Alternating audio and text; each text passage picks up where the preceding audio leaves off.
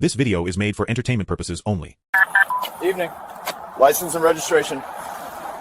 Any reason you were drifting? Just tired. Long drive. Where you headed at 1 in the morning? Nowhere specific. What's in the back of the van? Nothing you'd want to see. Step out. Nothing you'd want to see.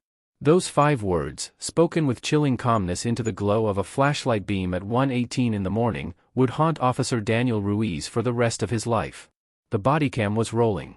The night air was thick with moisture from recent rain. And in the back of that white cargo van, something waited that would confirm every cop's worst fear about the vehicle they just pulled over. What started as a simple traffic stop for drifting over the shoulder line on Route 17 outside Newark became the kind of encounter that police academies use as case studies. The kind that makes your blood run cold when you watch the footage. Because sometimes, the monsters we tell stories about are real, and they drive white cargo vans on Saturday nights with their hazard lights blinking obediently while 3 bodies cool in the darkness behind them. Officer Ruiz didn't know it yet, but the man sitting behind that wheel with his hands positioned perfectly at 10:02 wasn't just any driver fighting fatigue on a lonely highway. Nathan Crowell had been careful for years, meticulous even, and this traffic stop wasn't supposed to happen. But highway patrol statistics tell us that many of history's most notorious criminals were caught not through brilliant detective work, but through broken taillights, expired tags, and in this case, a moment of drifting onto the shoulder that suggested drowsiness or intoxication. Before we go deeper into what Officer Ruiz discovered that night, I want to take a moment to connect with all of you watching right now. Whether you're watching from New York, Los Angeles, London, or anywhere else in the world, drop your city and country in the comments below. We're building a community here of people who want to understand the true stories that news headlines can't fully capture, the moments of terror and courage that happen in the dark when most of us are sleeping safely in our beds. If you appreciate the work that goes into researching and presenting these real cases with the respect and detail they deserve, hit that like button and subscribe so you never miss a story. Your support keeps this channel going and allows us to bring you more of these deep investigations into cases that deserve to be told properly. Now, let's talk about who Nathan Crowell was before that night, because understanding the man makes what happened at mile marker 42 even more disturbing. Nathan grew up in a split-level house in suburban Pennsylvania, the middle child of 3 boys. His father worked in insurance, his mother taught elementary school. Neighbors would later describe the family as quiet, unremarkable, the kind you'd wave to while mowing your lawn but never really know.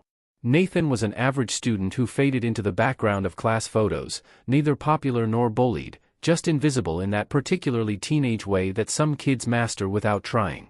After graduating high school with grades that were neither impressive nor concerning, Nathan drifted through his 20s working warehouse jobs, delivery routes, anything that kept him moving and alone.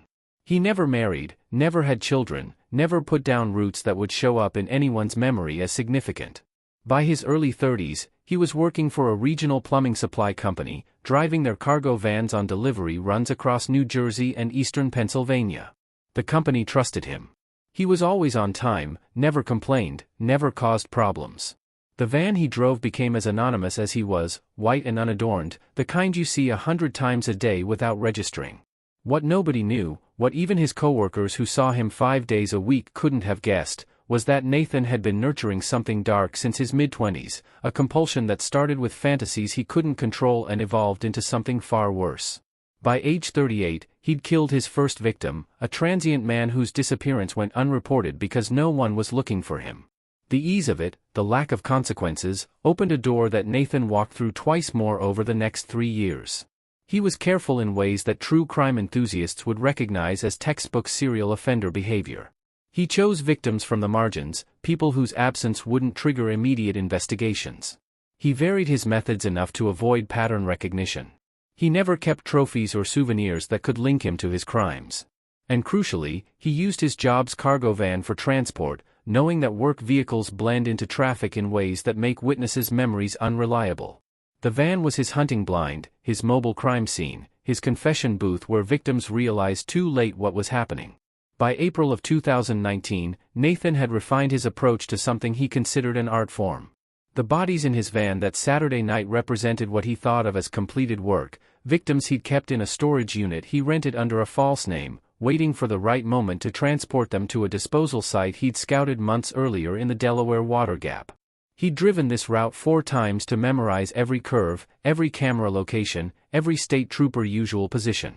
He knew the overnight shift patterns. He knew where the blind spots were. What he didn't account for was fatigue.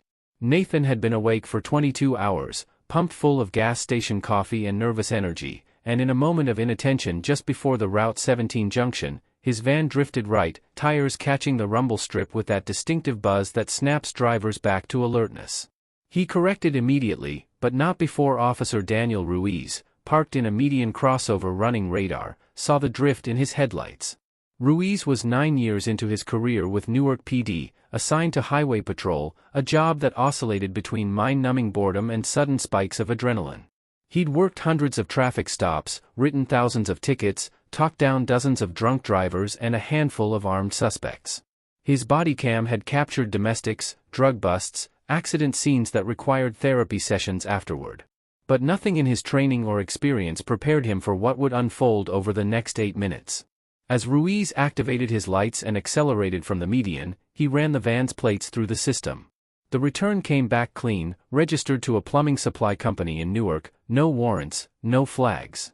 Just a work van drifting on a Saturday night, probably a tired driver heading home after overtime. Ruiz expected the usual interaction, license and registration, maybe a field sobriety test if the driver seemed impaired, a warning or citation, then back to his median spot. The van pulled over smoothly, no sudden acceleration or panicked swerving that might indicate someone trying to decide whether to run.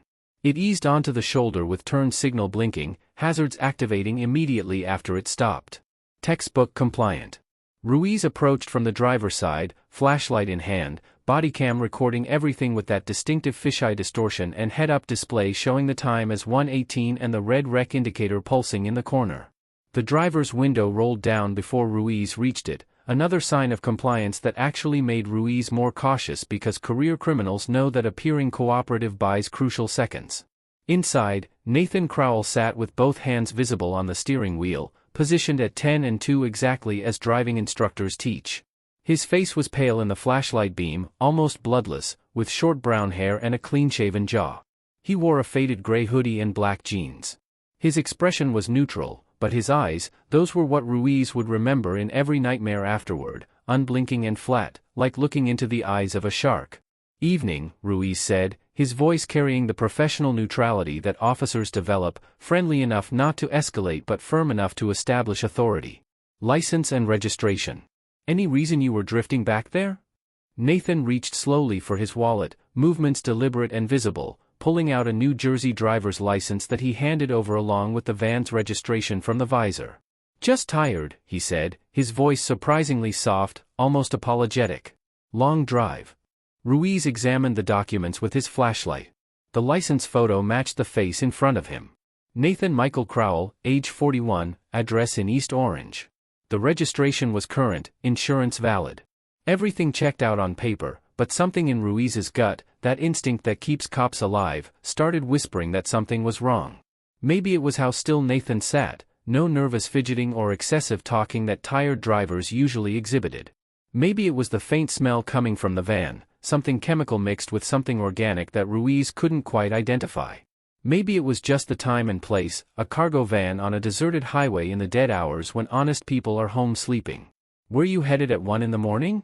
Ruiz asked, his flashlight sweeping the van's interior through the window.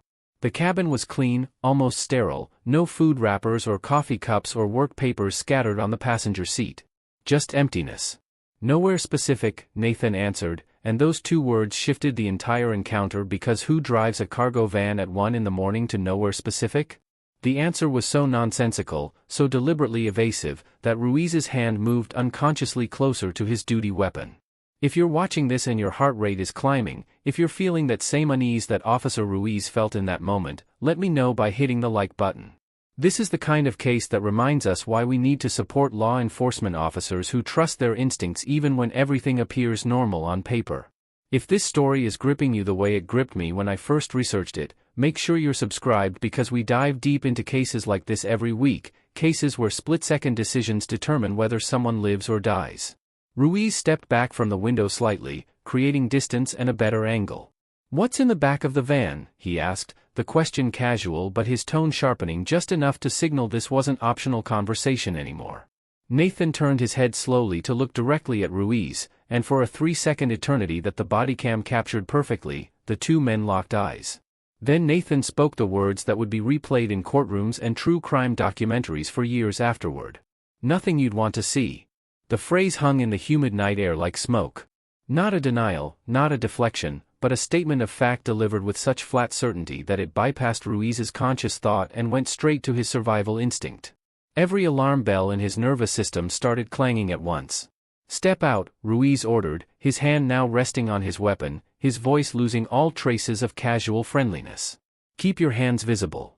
Nathan complied with the same eerie smoothness, opening the door slowly and stepping down from the van with his hands raised to shoulder height. In the bodycam footage, you can see the full measure of the man for the first time, 6'2" and lean, wearing dirty white sneakers, moving with a strange grace that seemed rehearsed. He positioned himself exactly where Ruiz directed, hands on the side of the van, feet spread, the posture of someone who'd been arrested before or at least had thought extensively about how arrests proceed. Ruiz should have called for backup immediately.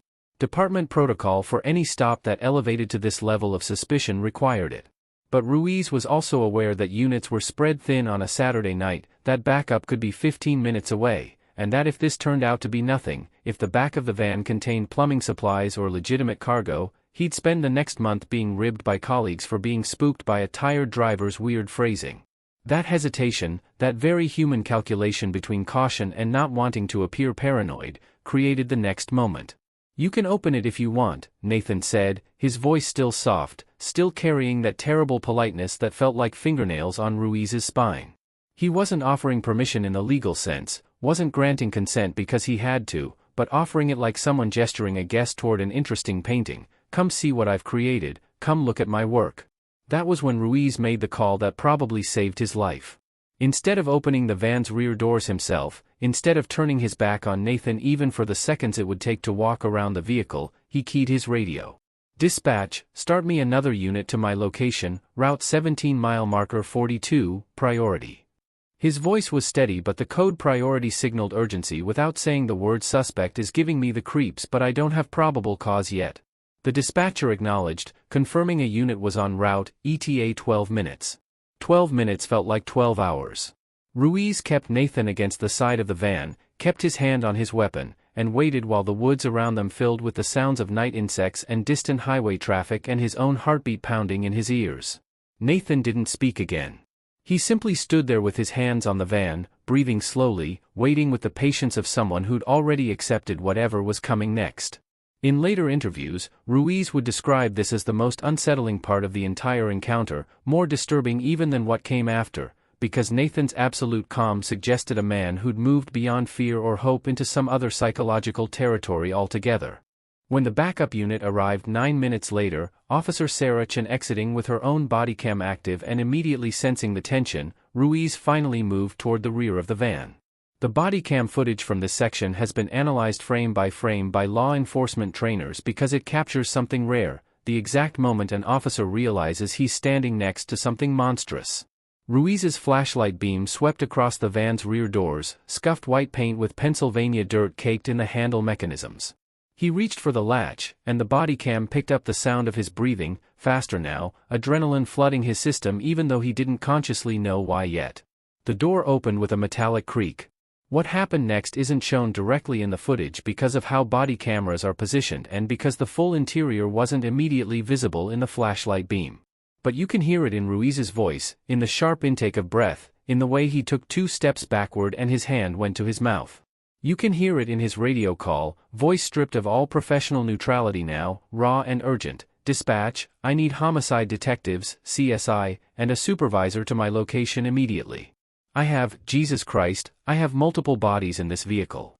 The bodycam captured Chen's reaction as she moved to look, her own sharp curse, and then the sound of Nathan Crowell's voice one final time from where he still stood against the van side, hands compliant, that soft almost gentle tone unchanged. "I told you," Nathan said. "Nothing you'd want to see." The scene that followed involved 7 more police units, 3 detectives, 2 CSI vans, and a medical examiner who arrived at 3:47 a.m. to officially document what Officer Ruiz had found. The rear cargo area of Nathan Crowell's van contained 3 bodies in various stages of decomposition, wrapped in plastic sheeting and contractor bags, stacked with the same careful organization Nathan applied to everything in his life. 2 adult males, 1 adult male later identified through DNA, all victims who'd been missing for periods ranging from 8 months to 2 years, all with families who'd filed reports that went nowhere because missing adults without signs of foul play don't trigger the kind of investigations that abducted children or murdered prominent citizens receive. Nathan was arrested at 1:31 a.m., 13 minutes after the initial traffic stop began.